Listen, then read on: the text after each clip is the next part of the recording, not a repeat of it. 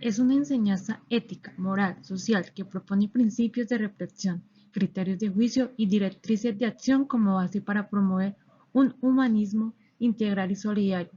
Se estructura bajo la metodología del ver para interpretar e interpelar, juzgar del humano, justo, fraterno o lo contrario a la luz del proyecto de Dios, y actuar a la toma de decisiones coherentes con los valores del reino de Dios.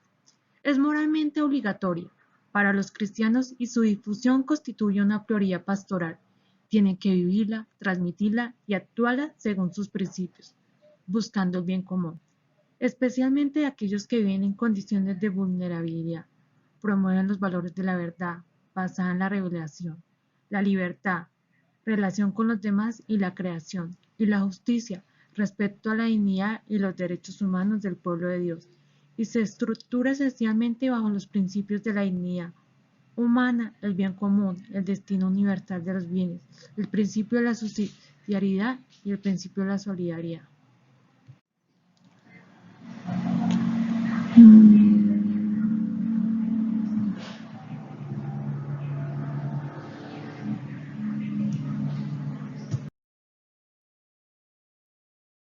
La doctrina social de la Iglesia es el anuncio de fe que hace el magisterio ante las realidades sociales, recogidas en un compendio. Esa defensa se traduce en indicaciones, consejos y exhortaciones, por las que la Iglesia anima a los cristianos a ser ciudadanos responsables. Nos habla sobre sus complejas realidades de la vida del hombre en la sociedad y el contexto internacional, a la luz de la fe y de la tradición eclesial. El único objetivo de la Iglesia es ayudar al hombre en el camino de la salvación. Esta es su única misión y también la razón por la que la Iglesia tiene el derecho y el deber de desarrollar una doctrina social que forme las conciencias de los hombres y les ayude a vivir según el Evangelio y la propia naturaleza humana. Un cristiano coherente dirige todos los aspectos de su vida hacia Dios, viviendo según su designio salvífico. La Iglesia acompaña a los cristianos en esta tarea. La doctrina social de la Iglesia y los valores. Estos principios tienen un carácter general y fundamental que les permite iluminar las realidades sociales del distinto tipo, las más próximas y simples, así como las más complejas y globales. Tanto la dimensión personal en el plano individual como la dimensión estructural e institucional. A través de ellos se ha de juzgar las realidades sociales y a su luz se han de abordar los desafíos antiguos y nuevos que la cuestión social presenta a los cristianos y a todos los hombres y mujeres de buena voluntad. El primer valor que vamos a hablar habla sobre la dignidad de la persona humana.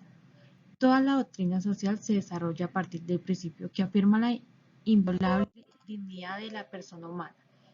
La Iglesia reconoce el fundamento de esta dignidad en Dios, dador de la dignidad del ser humano a quien ha creado a su imagen. Al mismo tiempo, ella anima a los discípulos de Jesús a colaborar en el cuidado de la dignidad humana con todos quienes reconocen esta dignidad y se empeñan en custodiarla.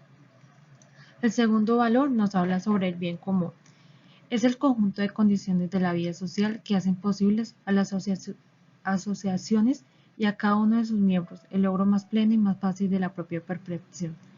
No consiste, por tanto, en la simple suma de bienes particulares, siendo de todos y de cada uno es permanente común, porque es indivisible y porque solo justo es posible alcanzarlo, acrecentarlo y custodiarlo y solidarizarlo.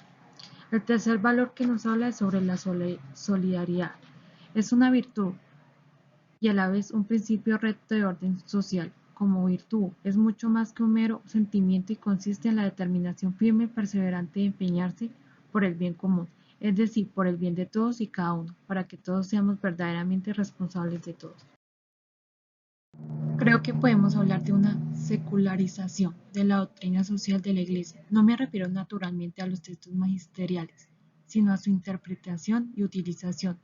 Esta secularización de la doctrina social de la Iglesia consiste en presentarla sobre todo como una enseñanza laica, una propuesta de construcción de la sociedad abierta a todos y que para poder ser acogida por todos no debe implicar toda la riqueza doctrinal de la fe católica.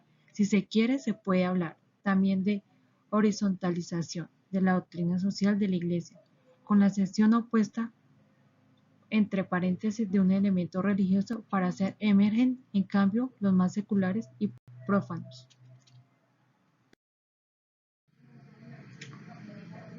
Para la Iglesia Católica, el magisterio pontificio corresponde al conjunto de cartas, encíclicas, constituciones apostólicas, breves pontificios apostólicas, motu propios, entre otros documentos emanadas por las autoridades pontíficas, es decir, por el Papa. La solución está en que nos convenzamos de que todos somos hermanos y por lo tanto debemos ayudarnos mutuamente. El que tiene más debe dar más al que tiene menos, pues todos los hombres deben gozar suficiente, pero moderadamente, de los bienes de este mundo. El cristiano rico no se regocija de su condición, pues sabe que su riqueza le impone deberes. No ama la riqueza, sino a sus hermanos, y en la riqueza ve un recurso para ayudarle.